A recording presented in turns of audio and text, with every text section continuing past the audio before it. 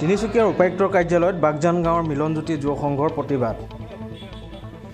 বুধবাৰে তিনিচুকীয়া জিলা উপায়ুক্তৰ কাৰ্যালয়ত বাগজান গাঁৱৰ মিলনজ্যোতি যুৱ সংঘই এক উত্তাল প্ৰতিবাদ কাৰ্যসূচী ৰূপায়ণ কৰে। প্ৰতিবাদৰ জৰিয়তে বাগজানৰ ৫ নং তৈলখাদত সংঘটিত ভয়ানক অগ্নিকাণ্ডৰ ফলত ক্ষতিগ্ৰস্ত হোৱা বাগজানবাসীক উচিত ক্ষতিপূৰণ প্ৰদানৰ দাবী জনায় বাগজানবাসীয়ে। শেহতীয়াকৈ উচ্চতম ন্যায়ালয়ে বাগজানবাসীক ক্ষতিপূৰণ প্ৰদানৰ সপক্ষে ৰায় প্ৰদানৰ পিছতে বাগজানৰ শতাধিক পুৰুষ মহিলাই প্ৰতিবাদ সাব্যস্ত কৰি অতি শীঘ্ৰে ক্ষতিপূৰণ প্ৰদানৰ দাবী জনায়। হয়, আজি আমি এই দুঘণ্টীয়া অৱস্থান ধৰ্মঘট প্ৰতিবাদী কাৰ্যসূচীৰ জৰিয়তে আমি দাবী উত্থাপন কৰিব বিচাৰিছোঁ যে মহামান্য উচ্চতম ন্যায়ালয়ে যি যোৱা ১ ছেপ্টেম্বৰ তাৰিখে যিটো ৰায় প্ৰদান কৰিলে, এই ৰায়টোক প্ৰশাসনে সন্মান জনাই অতি শীঘ্ৰেই পৰৱৰ্তী কাৰ্যসূচী তেওঁলোকে ব্যৱস্থা গ্ৰহণ কৰিব লাগে।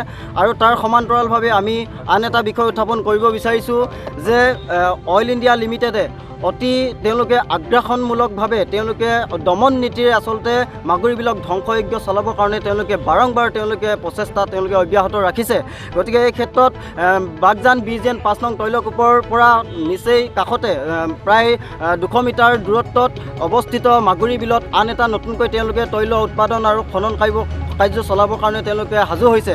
গতিকে এই ক্ষেত্ৰত আমি বাৰম্বাৰ প্ৰশাসনক দাবী উত্থাপন কৰি আহিছোঁ যে বন্ধ কৰিব লাগে এনে কাৰ্য, আৰু এনে কাৰ্যৰ জৰিয়তে মাগুৰীবিল যে ধ্বংস হ'ব সেয়া নিশ্চিত বুলি আমি বাৰম্বাৰ দাবী জনাই আহিছোঁ। কিন্তু তৎসত্ত্বেও কোনো ধৰণৰ বিহিত ব্যৱস্থা গ্ৰহণ কৰা নাই। গতিকে আজি এই প্ৰতিবাদী কাৰ্যসূচীৰ জৰিয়তে আমি পুনৰবাৰ প্ৰশাসনৰ লগতে অসম চৰকাৰক আমি দাবী উত্থাপন কৰিব বিচাৰিছোঁ যে মাগুৰীবিলক সুৰক্ষাৰ স্বাৰ্থত অইল ইণ্ডিয়া লিমিটেডৰ তেনে কাৰ্য যাতে কাৰ্যৰ ওপৰত যাতে ব্যৱস্থা গ্ৰহণ কৰে, তাৰ কাৰণে আমি আশা ৰাখিছোঁ।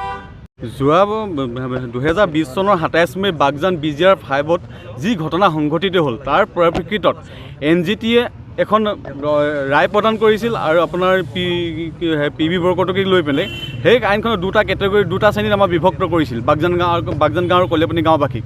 সেই দুটা কেটেগৰী ভাগ কৰি তেখেতলোকে সামগ্ৰিকভাৱে ক্ষতিপূৰণ তেখেতলোকে আপোনাৰ 20 লাখ আৰু 25 লাখ টকা এটা নিৰ্ধাৰিত ধাৰ্য কৰিছিল। অইলে সেই বস্তুটো আপোনাৰ 15 লাখ আৰু 10 লাখ টকা দিয়ে সামৰি থৈছে।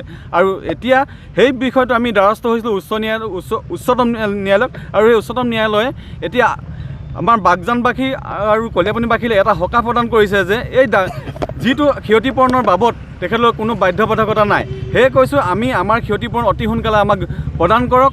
আৰু আমাৰ আগতেও সেই সময়ৰ উপায়ুক্তৰ লগত আমাৰ উপায়ুক্ত আৰু অইল আৰু বাগজান গাঁও মিলনজ্যোতি যুৱ সংঘৰ আমাৰ ত্ৰিপাক্ষিকভাৱে আলোচনা হৈছিল। সেই আলোচনাৰ কালত এই পুংখানুপুংখে গোটেই বস্তুবিলাক আলোচনা হৈছিল, আৰু আলোচনাৰ ফলত আমিও মানি লৈছিলোঁ আৰু প্ৰশাসনেও বা অইলেও মানি লৈছিল যে 25 লাখ আৰু 20 লাখকে মানুহক আপোনাৰ এই ক্ষতিপূৰণ প্ৰদান কৰা হ'ব। কিন্তু অইলে আমাক মাত্ৰ 10 লাখ আৰু 15 লাখ টকা প্ৰদান কৰিয়ে তেখেতলোকে নিজৰ কৰ্তব্য সমাপন্ন কৰি বহি আছে। কিন্তু এই ক্ষেত্ৰত এটা কথা ক'ব লাগিব যে এতিয়ালৈকে আমাৰ ক্ষতিপূৰণ বিচাৰি আমি বাৰম্বাৰ ত্ৰিপাক্ষিক বৈঠকো বিচাৰিছিলোঁ, কিন্তু ত্ৰিপাক্ষিক বৈঠক এতিয়ালৈকে আমাক অনুমতি দিয়া হোৱা নাই।